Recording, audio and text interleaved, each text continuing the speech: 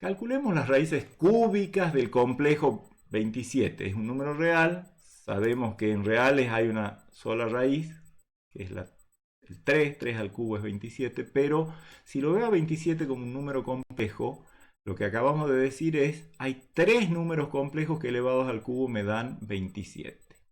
Vamos a ver cuáles son. El z0 al que le estoy sacando la raíz cúbica es el 27. El argumento de la raíz. El n, el índice de la raíz, es 3. El módulo de z0 es 27. 27 es un número real, así que está sobre el semieje real positivo. Por lo tanto, ¿cuánto vale su argumento principal? 0. Y, por lo tanto, por la fórmula, la raíz cúbica de 27 como número complejo tiene módulo raíz cúbica de lo que sea el módulo de 27, que es 27, por supuesto. E a la i, el argumento principal de z0 de 27, que es 0, más 2kπ, así dice la fórmula, sobre 3. Y con k igual a 0, 1 y 2. Veamos cuáles son, conforme hacemos variar acá, esos 3 valores. O sea, para k, vamos a ir dando valores acá, 0, 1 y 2. Y vamos a ver cuánto vale, cuánto me da esta fórmula. Para k igual a 0 está fácil. Bueno, esto siempre va a ser 3, ¿no? Pero para k igual a 0 me queda e a la i por 0. Y e a la i por 0 es el complejo 1. Así que 3 por 1, 3. Una de las raíces más vale que coincide con la que esperábamos, que es el 3. Ahora, para k igual a 1, ya me queda el mismo módulo, que es 3.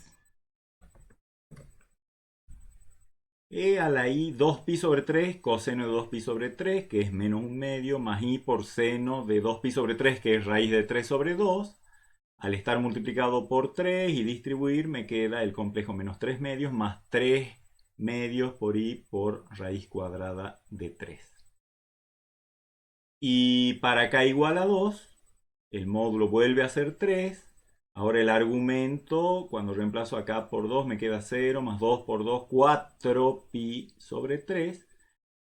E a la i 4pi sobre 3 es coseno de 4pi sobre 3, que es menos 1 medio, más i seno de 4pi sobre 3, que es menos raíz de 3 sobre 2. Al multiplicar por 3 y distribuir, me queda esta expresión para la raíz que corresponde a k igual a 2.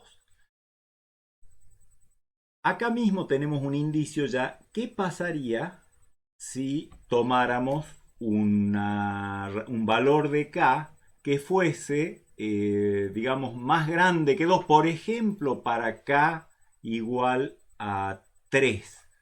¿Qué observaríamos y lo podríamos deducir en un pizarrón como este? ¿Sí? Entonces yo tengo e elevado a la i. Yo sé que la raíz que corresponde al valor k es e a la i, 3 por e a la i, el argumento de 27 que era 0, más 2kπ sobre 3. Cuando acá le doy el valor 3, ¿cuál es la raíz que obtengo? 3 por e a la i al 0, ya directamente no lo voy a anotar. 2 por 3 pi sobre 3. Al cancelar 3 con 3 me queda 3 por e a la i por 2pi. Y esto, 2pi es una dirección congruente corresponde a la dirección 0, es congruente módulo 2pi con 0, por lo tanto esto es directamente igual al complejo 3. Y por lo tanto recupero, como ven acá, el valor que corresponde a k igual a 0. Es decir, el valor 3. Cuando reemplacen acá por 4, o sea, k igual a 3 produce la misma raíz que k igual a 0. K igual a 4 va a producir la misma raíz que K igual a 1, K igual a 5 va a producir la misma raíz que K igual a 2 y así sucesivamente. Y en general, cualquier valor de K entero va a sustituir en esta fórmula, va a producir un complejo de módulo 3 y argumento 2kpi sobre 3, que va a ser ese argumento congruente módulo 2pi a uno de estos tres argumentos y por lo tanto no tengo más raíces. Y estas tres raíces sí, efectivamente son distintas, por lo tanto tengo exactamente tres raíces. En el práctico ustedes van a demostrar que eso pasa no solamente en este ejemplo, sino que pasa en general. Cuando calculan raíces enésimas de z0 y toman los valores de k que van, de acuerdo a la fórmula, desde 0 hasta n-1, ambos inclusive, las raíces que se les generan son números complejos diferentes y luego cualquier otro valor de k mayor o igual que n o menor que 0 les va a dar alguna de las raíces, la misma raíz que la que corresponde a alguno de los valores de k entre 0 y n-1. ¿Qué pasa si dibujo las tres raíces? Le llamo W0 a la raíz que corresponde a k igual a 0, W1 a la que corresponde a k igual a 1, W2 a la que corresponde a k igual a 2. Acá tengo W0, que es 3, bueno, el número 3 sobre el eje real, un número real, positivo, 3. Luego, el que corresponde a k igual a 1, menos 3 medios la parte real, menos 1,5. Y la parte imaginaria, 3 raíz de 3 sobre 2, que anda por acá. Y para k igual a 2, W2 menos 1,5, la parte real, y menos 3 raíz de 3 sobre 2, que anda por acá. A simple vista uno podría decir, pero forman un triángulo equilátero. Efectivamente así es. ¿Por qué ocurre eso? Y desde ya les aviso, cuando calculen las raíces enésimas de cualquier complejo Z0, todas van a estar formando un polígono regular de n lados. Acá tengo un polígono regular de 3 lados, es decir, un triángulo equilátero, porque la raíz que calculaba era 3. ¿Por qué ocurre eso? Bueno, para empezar, todas las raíces tienen la misma distancia al origen, todas tienen módulo 3 en este caso. Y si yo dibujo, y lo voy a hacer enseguidita, a los tres vectores que corresponden a las tres raíces, vería que entre dos vectores correspondientes a valores de k consecutivos, se forma el mismo ángulo, por ejemplo, entre W0 y W1, los vectores W0 y W1 forman un ángulo que es el mismo que el que forman el vector W1 con el vector W2, que es el mismo que el que forman el vector W2 con el vector W0. ¿Cómo nos podemos dar cuenta de que dos vectores correspondientes a valores consecutivos de k forman el mismo ángulo? Bueno, simplemente haciendo las cuentas de acuerdo a la fórmula que acabamos de deducir, ¿sí? Nosotros acabamos de decir que raíz enésima de z0, las raíces enésimas, se obtienen por la fórmula raíz enésima del módulo de z0, ese número real positivo, por e a la i argumento principal de z0 más 2kpi sobre n. Yo a todo esto le voy a llamar, obviamente n es una cantidad fija porque es la raíz que estoy calculando, el índice de la raíz que estoy calculando.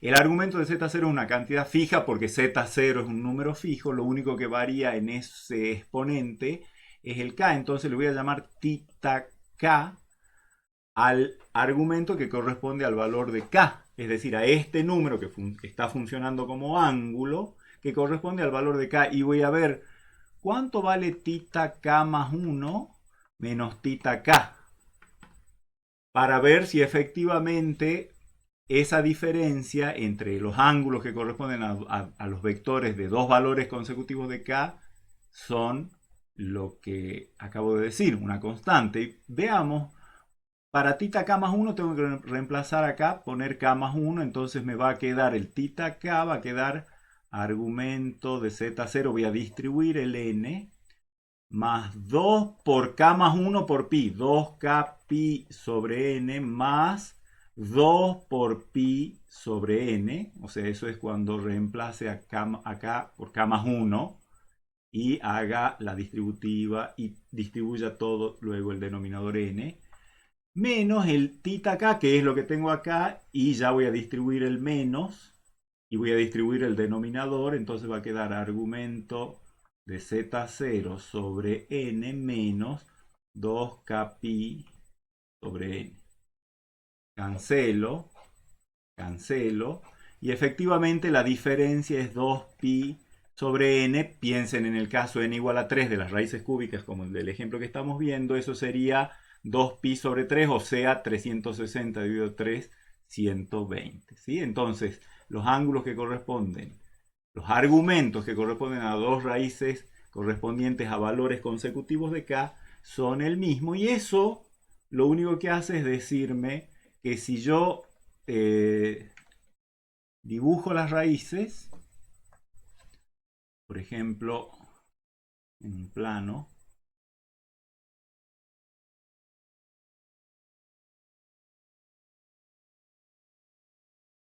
la raíz que corresponde a k igual a 0 no tiene siempre por qué ser un número real, la raíz que corresponde a k igual a 0. En este caso fue real porque el z0 era el número real 27 en el ejemplo que veíamos.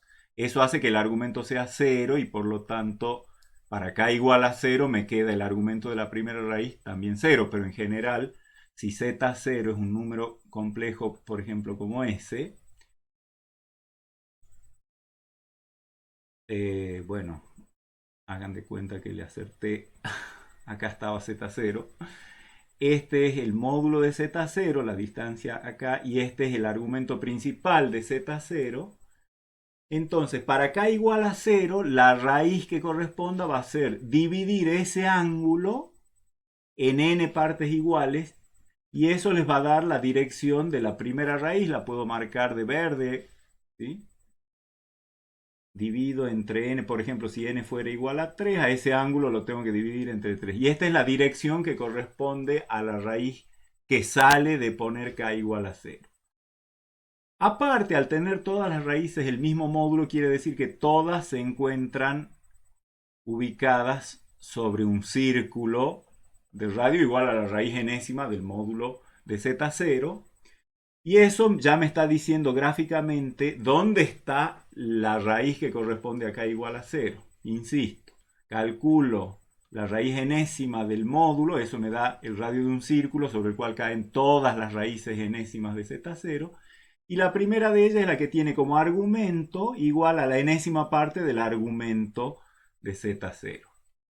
Y de allí en más, como todas las otras raíces están ubicadas formando un ángulo 2pi sobre n constante, quiere decir que todas las raíces van a estar ubicadas dispuestas según un polígono regular de n lados, que es, digamos, una forma gráfica de obtener las distintas raíces de un número complejo de manera gráficamente fácil, ¿de acuerdo?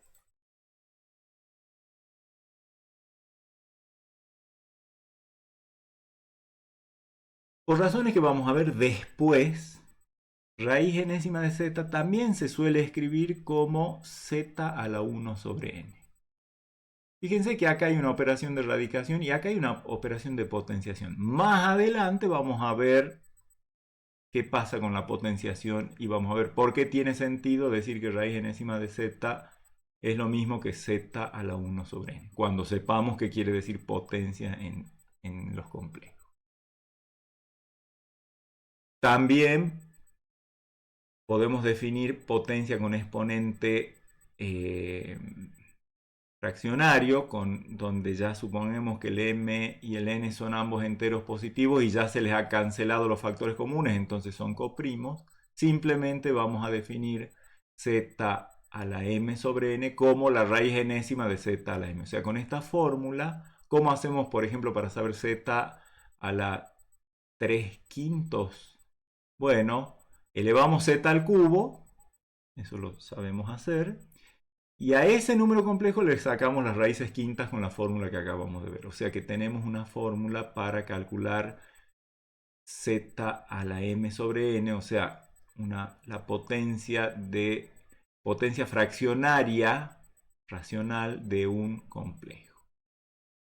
Si lo hacemos explícito de acuerdo a la fórmula de radicación, resulta que las raíces, z a la m sobre n, tiene como módulo raíz enésima de r a la m, donde r es el módulo del complejo z, y los argumentos son de la forma m por tita más 2k pi sobre n, con k entre 0 y n menos 1.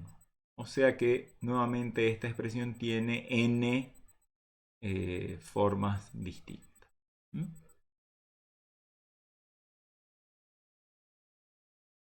Bueno, ahora pasamos a uno de los puntales de la teoría de variable compleja, que es la expresión exponencial con base e. El número e es el número base de los logaritmos naturales o neperianos. ¿Sí? Recuerden la suma infinita de 1 sobre n factorial, o también el límite de n más 1 sobre n a la n cuando n tiene infinito, o cosas así.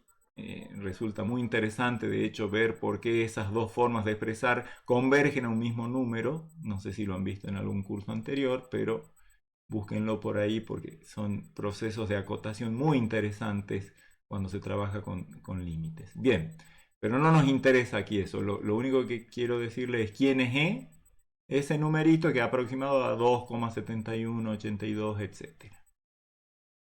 ¿Cómo definimos la expresión potencia? Ya no es una potencia entera. Se supone que tengo un número, el número e elevado a un número complejo, donde ese número complejo tiene parte real y parte imaginaria. Entonces la potencia de base e y exponente z, o sea, e a la z, o sea, e a la x más i por i, se define como, bueno, de la forma más natural. Acá tengo una suma en el exponente. Entonces yo quiero que eso refleje de alguna manera, conserve esa bonita propiedad de que el producto de potencias de igual base.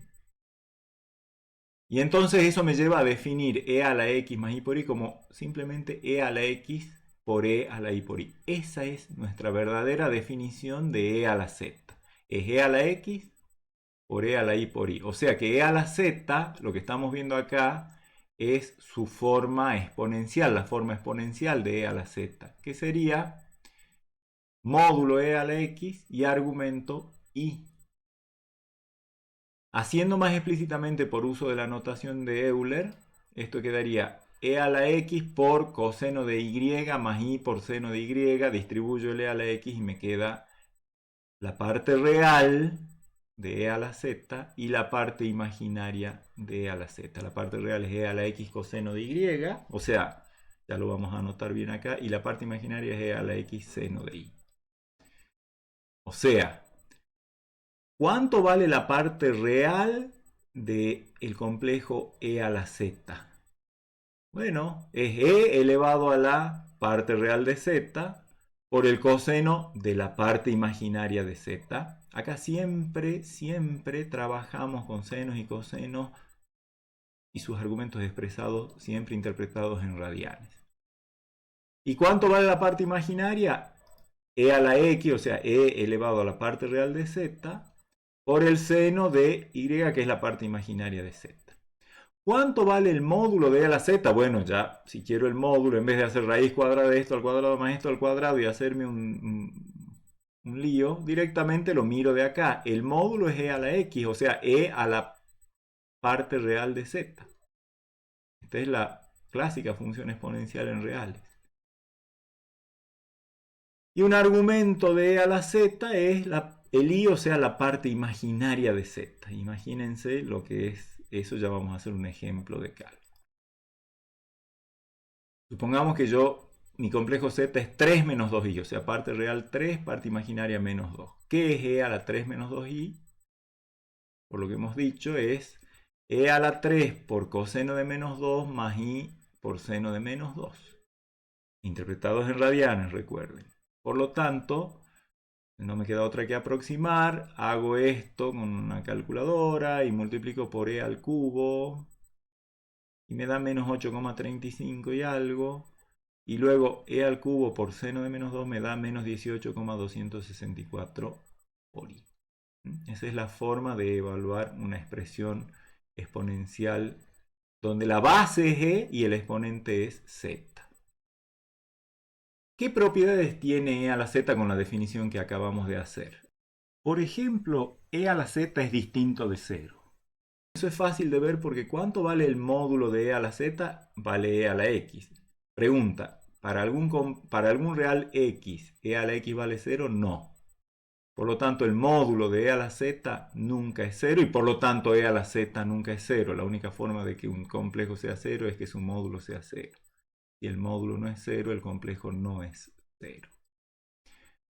Por aplicación de las fórmulas, y los invito a chequear como un ejercicio, vale la ley de los exponentes, es decir, e a la z1 por e a la z2 es e a la z1 más z2, producto de potencias de igual base, con el cociente algo parecido, resta de los exponentes. Vale la ley de los exponente entero, e a la z a la n es lo mismo que e a la nz, eso se puede ver por las fórmulas. Y algo que quizás no está tan clarito es que la única forma que e a la z me dé 1 es que el z sea de la forma un múltiplo entero de 2pi por i. O sea, los únicos complejos que cumplen con que e a la z vale 1 son aquellos que están, estos son números reales, perdón, son números imaginarios puros, ¿sí? Para k igual a 0 tengo el 0, 0, el origen de coordenadas. Para k igual a 1 tengo 2pi por i, o sea, sobre el eje imaginario 2pi. 4pi, 6pi, 8pi sobre el eje imaginario, menos 2pi, menos 4pi, todo sobre el eje imaginario. Una sola solución real, que es k igual a 0, y uno se pregunta, ¿qué número hay que elegir como exponente de e en reales para que me dé el 1? Bueno, en reales el 0, es el único. Pero, para ver esto mejor, a z lo vamos a expresar como x más i por i, porque tenemos que evaluar una exponencial e a la z. Hemos aprendido a hacerlo así. Entonces, para que sea esta expresión cierta, tiene que cumplirse que e a la x más i por i, que ya sabemos que es e a la x por e a la i por i, por definición, tiene que ser igual a 1, que a 1 lo vamos a expresar en forma exponencial. El 1 tiene módulo 1 y argumento 0, e1 por e a la i por 0. Y la igualdad de dos complejos en forma exponencial se da cuando los módulos son iguales y los argumentos difieren en un múltiplo entero de 2pi. Y esto me lleva, sí, acá si x es real, obviamente la única forma de que a la x me dé 1 es que x sea igual a 0, con lo cual el z va a ser de la forma i por i, y el i va a salir de esta segunda condición, que es que i sea 2kpi. O sea que entonces el z queda 0, porque x era 0, por 2kpi por i, porque el i era la parte imaginaria. Ahí tenemos demostrado eso que decíamos allí arriba. Por supuesto que la exponenciación tiene su operación inversa, que es la de los logaritmos, así que vamos a definir logaritmos en C. No es para nada complicado si es que nos acordamos de todo lo que llevamos visto, sobre todo de la forma exponencial y de las propiedades de la exponenciación en forma exponencial.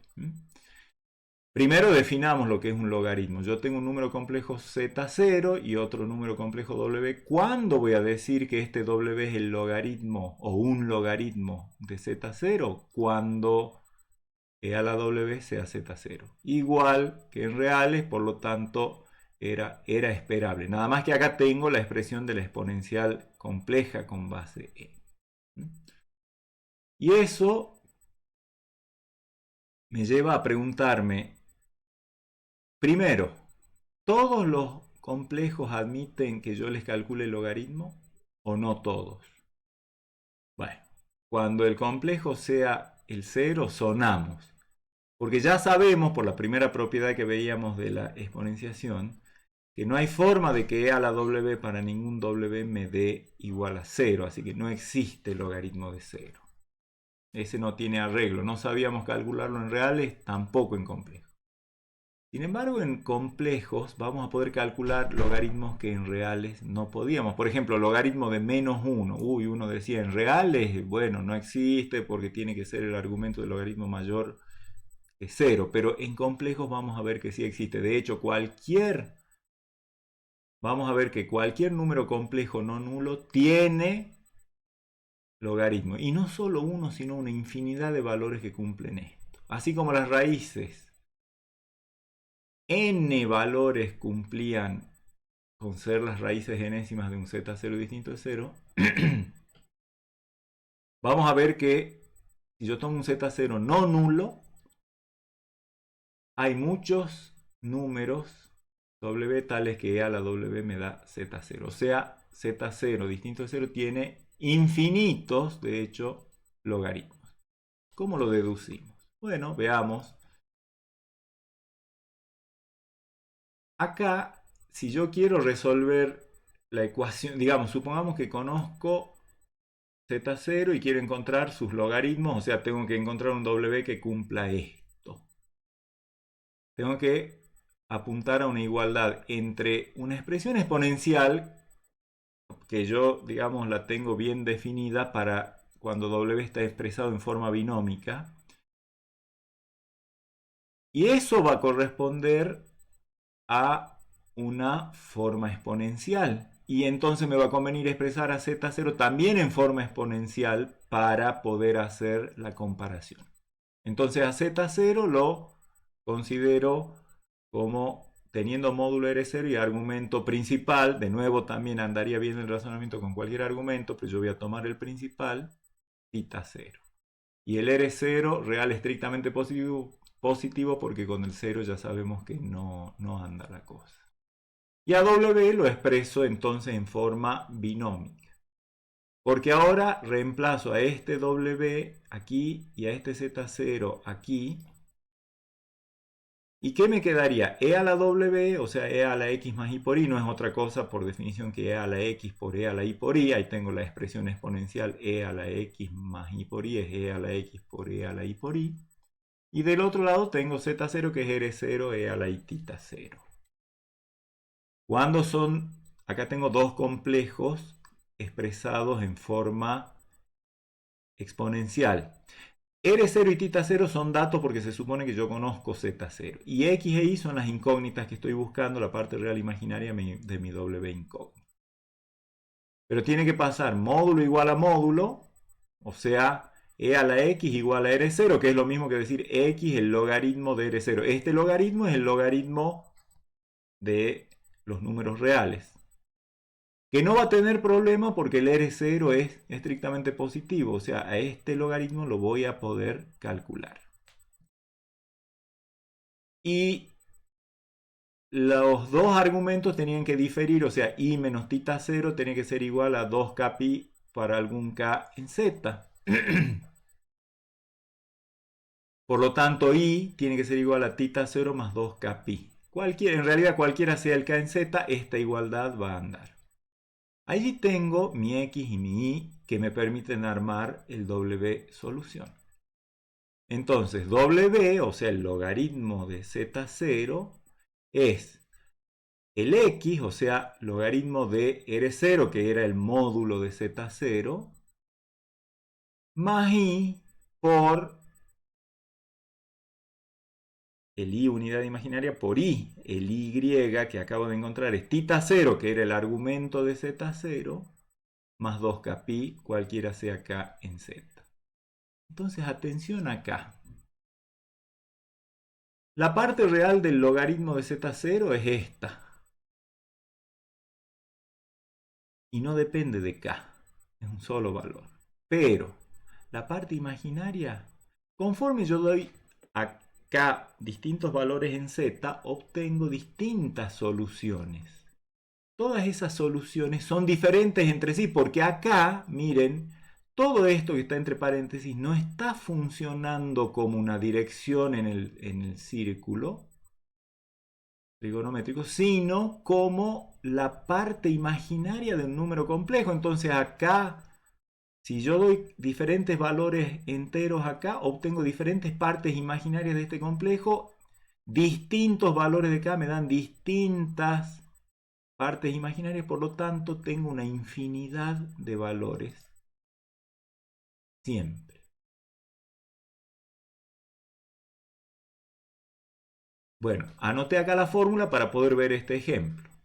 ¿Qué pasa si quiero calcular el logaritmo de este número complejo 5 menos 12i? Bueno, aplico la fórmula, dice, primero, ¿cuál es mi z0? Es parte real 5, parte imaginaria menos 12. Imagínense ustedes, está en el cuarto cuadrante, ¿no? 5 y menos 12. Bueno, ¿qué módulo tiene ese número? Tiene 13, 12 al cuadrado de 144, más 5 al cuadrado 25, 169, raíz de 169 es 13. La fórmula dice, la parte real de cualquiera de los logaritmos es logaritmo de 13.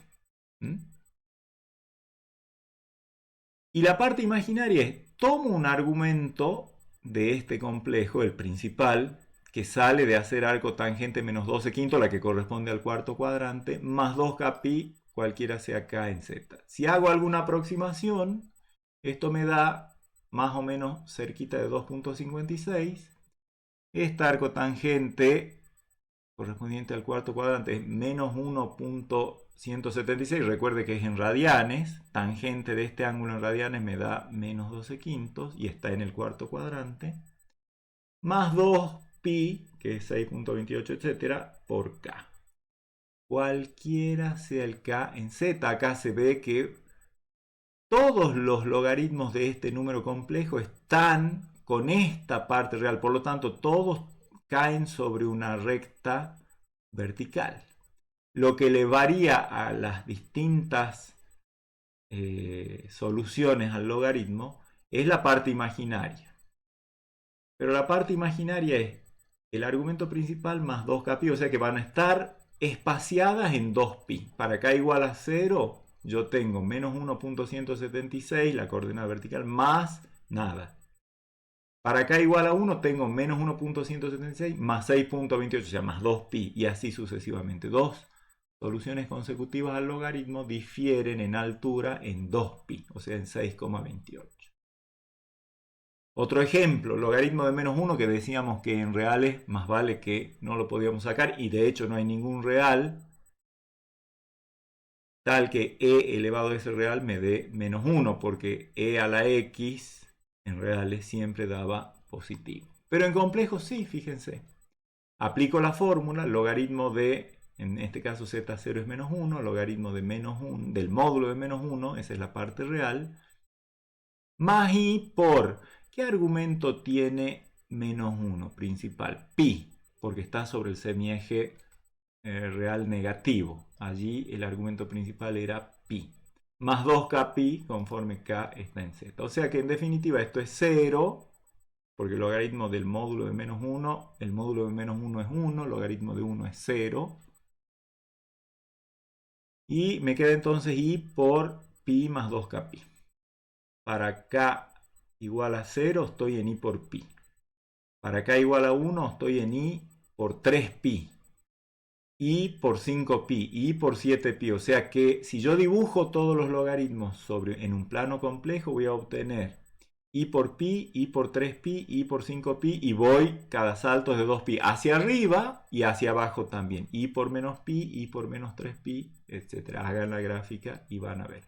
Pero allí ven que con esta definición, primero el logaritmo cuando lo reduzco a un número real, me queda exactamente la solución real que tiene, si es que tiene, es la que conocí en reales. Pero cualquier número complejo que no sea el 0 tiene logaritmos, en particular los números reales negativos. Así que a partir de ahora ya nunca se les ocurra decir, ah, no, logaritmo de menos 3 no existe. En complejos sí existe y se sacan con esta forma. De todas los distintos valores que toma el logaritmo, que son conforme vamos dando valores acá, se llaman determinaciones del logaritmo de z0. La determinación principal o logaritmo principal es en esta fórmula la que corresponde a k igual a 0 y por lo tanto, y se denota el logaritmo principal de z0, se denota con L mayúscula, logaritmo pero con la L mayúscula. O sea, L minúscula denota un montón de valores. Logaritmo con minúscula. Logaritmo con mayúscula denota uno solito que es el que corresponde al valor k igual a 0. Recordemos que este número, argumento de z, es de todos los ángulos que corresponden a las direcciones del vector z0, aquella que está entre menos pi y pi.